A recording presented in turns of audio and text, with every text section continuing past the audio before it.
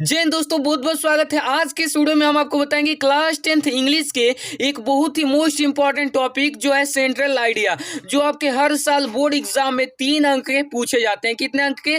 3 अंक के पूछे जाते हैं। तो आज की इस वीडियो में 3 सेंट्रल आइडिया बताएंगे, एक द स्टफ स्नो का, एक फायर एंड आइस का और एक टाइगर इन द जू का। केवल ये 3 तैयार कर लोगे तो आपका 3 अंक बोर्ड एग्जाम में बिल्कुल फिक्स हो जाएगा। और बिल्कुल इसको आसान भाषा में, सिंपल लैंग्वेज में मैं लिख कर लाया हूँ। इसको आपको रटने की जरूरत नहीं पड़ेगी, याद करने की जरूरत नहीं पड़ेगी। वीडियो देखते ही देखते हम आपको याद करा देंगे। तो आज की इस वीडियो को लाइक कर देना, अपने दोस्तों में शेयर कर देना और हाँ, हमारी इतनी मेहनत के लिए चैनल को सब्सक्राइब जरूर कर देना, यही आप सबसे रिक्वेस्ट है, ठीक है ना। तो चलो स्टार्ट करते हैं। सबसे पहले देखो यहाँ पर 2024 में 4 मार्च को पेपर है, ठीक है ना। तो इस वीडियो को जरूर देखना। अब देखो यहाँ पर central idea of the poem the dust of snow का सबसे पहले देखते हैं, देन उसके बाद हम फायर एंड आइस का भी देखेंगे और द टाइगर इन द जू का भी देखेंगे, बहुत आसान तरीके से। तो देखो द डस्ट ऑफ स्नो का मतलब सेंट्रल आइडिया कैसे लिखेंगे और सेंट्रल आइडिया लिखा कैसे जाता है, बस इसी तरीके से। देखो ये कभी नंबर नहीं कटेंगे। सबसे पहले लिखोगे the dust of snow. Dust of snow is a beautiful poem written by Robert Frost.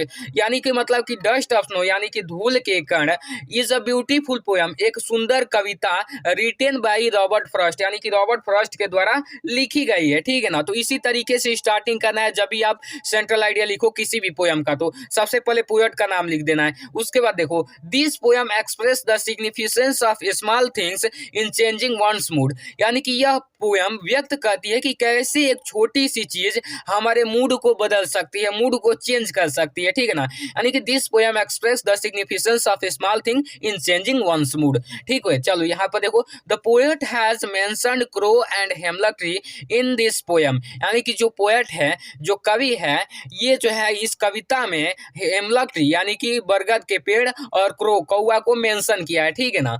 अब देखो यहाँ पर कहा है कि द वे ए क्रो यानी कि the way A crow seek the dust of snow on the poet. यानी कि जब कौवा होता है, जब कौवा क्या करता है कि पोएट के ऊपर डस्ट धूल के कण गिराता है, यानी कि हिलाता है तो पेड़ को, तो यहाँ पर पोएट के मतलब शरीर पर धूल के कण गिरते हैं। तो यहाँ पर पोएट इंस्पायर यानी कि पोएट जो होता है इंस्पायर होता है, प्रेरित होता है, and gives him idea to shake up the spiritual thoughts. और उसे मतलब कि क्या कहता है, आइडिया देता है, यानी कि उसे विचार देता है कि ये तुम अपना जो डिस्क्रिप्टिव थॉट्स है यानी कि अवसादग्रस्त विचार है उसको दूर करो, become cheerful and do something useful. और खुश रहने के लिए भी कुछ उपयोगी विचार देता है। किसको देता है? कौवे को देता है। तो इस तरीके से आपका the dust of snow poem complete हो जाता है और इसका पीडीएफ भी दे देंगे। आप कहोगे तो मेरे व्हाट्सएप ग्रुप पर लिंक डिस्क्रिप्शन में दे दूंगा, जाकर वहां से अच्छे से ज्वाइन कर लीजिएगा। बहुत सारे बच्चे ज्वाइन होकर इस चैनल से बेहतरीन तरीके से पढ़ाई करके इंग्लिश में, हिंदी में, मैथ में, साइंस में, सोशल साइंस में, एसएसटी में, मतलब कि सॉरी संस्कृत में बहुत सारे बच्चे 95% फोड़ रहे हैं। तो आप क्यों वेट कर रहे हो? अच्छे से इस चैनल को सब्सक्राइब कर लो, ज्वाइन कर लो। बोर्ड एग्जाम की बेहतरीन तैयारी कराते हैं हम। अब देखो यहाँ पर उसके बाद आता है आपका कौन सा पोएम? उसके बाद आपका पोएम आता है जो देखिए central idea poem fire and ice. यानी कि फायर एंड आइस कहने का मतलब कि आग और बर्फ, ये जो आपका पोएम आता है, ठीक है ना। तो चलो इसको देखते हैं।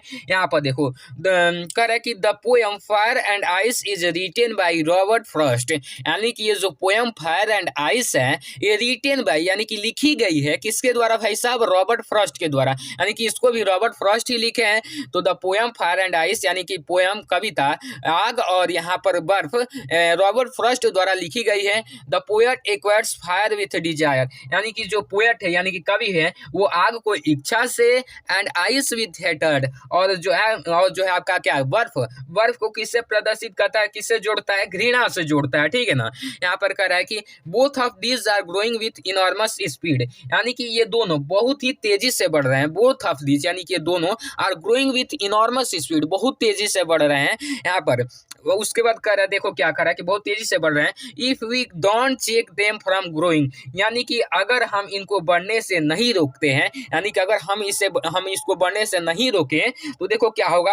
If we don't check them from growing the world will perish. यानी कि जो है संसार नष्ट हो जाएगा, दुनिया जो है नष्ट हो जाएगी। अगर हम इसे जो आग जो है आपका क्या, जो आपका ये है कि घृणा और ये जो है आपका घृणा और इच्छा, इसको दोनों को हम बढ़ने से नहीं रोक पाते हैं, तो ये जो हमारा संसार है ये हमारा नष्ट हो जाएगा। यहाँ पर चलो, यहाँ पर so we must retain our desire, कहने का मतलब है so we must retain our desire, यानी कि इसलिए वी मस्ट, यानी कि हमें we must retain our desire, यानी कि हमें अपनी इच्छाओं को नियंत्रित करना चाहिए, ठीक है ना। And love our fellow beings, और अपने साथियों से, अपने जो भी साथी है उनसे प्यार करना चाहिए, प्रेम करना चाहिए, ठीक है ना। जलना नहीं चाहिए, किसी से घृणा नहीं करनी चाहिए, बस इसी चीज का मतलब है इस पोयम का, ठीक है ना। चलो यहाँ पर अच्छे से समझ में आ गया फायर एंड आइस वाला। अब चलो ये एक और मोस्ट इंपॉर्टेंट पोयम है जो कि हर साल फ्यूचर बोर्ड एग्जाम दे रहे हो या फिर 2024 बोर्ड एग्जाम दे रहे हो, तैयार करके ही जाना इसको भी। यहाँ पर देखो ये पूछा जाता है central idea of poem a tiger in the zoo,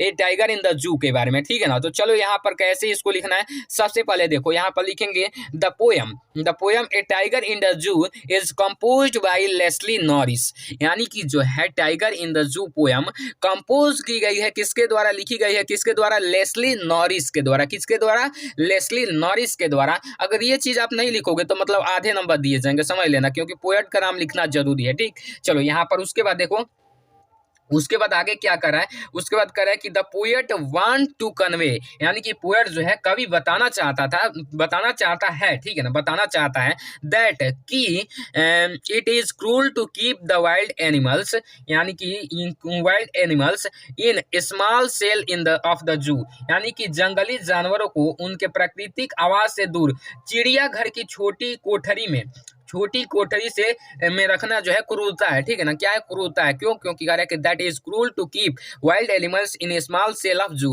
यानी कि जो उनका घर है, उनका असली घर तो जंगल है भाई साहब, वहाँ पर स्वतंत्र वो रहते हैं, लेकिन उनको चिड़िया घर में रखना ये क्रूरता है, क्रूरता मतलब क्रूल है। जैसे आप जेल में मतलब कोई चला जाता है तो समझते हैं ना कि कितना मतलब उसकी जिंदगी ऐसी लगती है, नर्क जैसी, तो सेम उसी प्रकार से जानवरों का भी है भाई साहब, उन्हें भी स्वतंत्र रहने का अधिकार है। तो वही बात यहाँ पर कह रहा है, अच्छे से यहाँ पर समझ में आया ना यहाँ तक, away from there natural habits, यानी कि जो है उनके प्राकृतिक आवाज से दूर रखना, जो है मतलब कि किसी भी जानवर को प्राकृतिक आवाज से दूर रखकर जू में बंद करना ये क्रूरता है, यहाँ पर बता रहे हैं। दे फील एंग्री, यानी कि वो क्या होते हैं, वे क्रोधित, असहाय, और या फिर दे फील एंग्री, जो वो क्रोधित महसूस करते हैं, हेल्पलेस, असहाय महसूस करते हैं, एंड अनहैप्पी मतलब कि नाखुश, ठीक है ना, नाखुश महसूस करते हैं, ठीक है ना।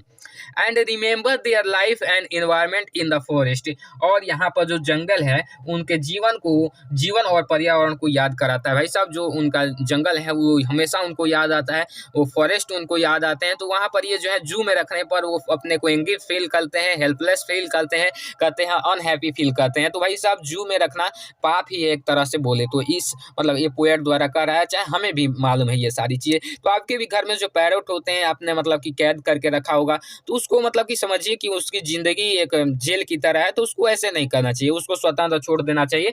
तो आज के समय में देखो हमने 3 आपको पोयम बता दिया अच्छे से। ये जो है आपका फायर एंड आइस, ये है आपका द डस्ट ऑफ स्नो, और ये है आपका ए टाइगर इन द जू, ठीक है ना, द टाइगर इन द जू, ए टाइगर इन द जू, अच्छे से। तो इन तीनों पोयम को बता दिया। अगर इसका आपको पीडीएफ चाहिए तो मेरे व्हाट्सएप ग्रुप को जाकर ज्वाइन कर लेना, अच्छे से लिंक डिस्क्रिप्शन में दे दिया हूँ, अच्छे से जाकर ज्वाइन करके और वहाँ से अपना इसको अच्छे से डाउनलोड कर लेना। एंड देन डाउनलोड करने के बाद अब अच्छे से पढ़ाई करना, क्योंकि देखो जो इंग्लिश है, इंग्लिश में जो होता है हैंड राइटिंग और लिखने का तरीका, ये 2 चीज़ें काफ़ी ज़्यादा इंपॉर्टेंट होती है। तो अच्छे से इसी प्रकार से अपने बोर्ड में लिखना, जो भी क्वेश्चन नंबर होगा आंसर नंबर लिखकर, central idea of the poem लिखकर, फिर एक लाइन छोड़कर द डस्ट ऑफ स्नो लिखना, और तब उसके बाद जिस तरीके से सेम ये बोर्ड की ही कॉपी है मान लो, सेम जिस तरीके से यहाँ पर लिखा गया है, सेम जो चीज़ें आपको ब्लैक पेन से दिख रही है, बट फर्स्ट को ब्लैक पेन से लिखा है, तो आपको भी इसी तरीके से ब्लैक पेन से लिखना है।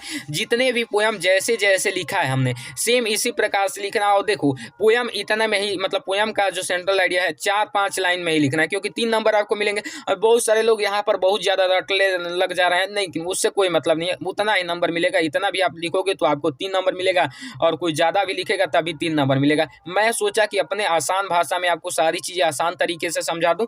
इसको लिखने में मैंने बहुत ज़्यादा मेहनत किया है, बहुत ज़्यादा रिसर्च किया है, ढूँढने के बाद इतना छोटा बना कर लिखा है, ताकि आप अच्छे से आपको याद करने में कोई दिक्कत ना हो, ठीक है ना? तो आप सबसे एक ही रिक्वेस्ट है कि वीडियो को लाइक कर दीजिएगा, चैनल को सब्सक्राइब कर दीजिएगा। बहुत ज़्यादा मेहनत करते हैं आप ही लोगों के लिए, ठीक है ना? इससे हमारा कोई फ़ायदा नहीं है, आप ही लोगों के लिए इतना मेहनत करते हैं, तो लाइक, शेयर, सब्सक्राइब जरूर कर दीजिएगा।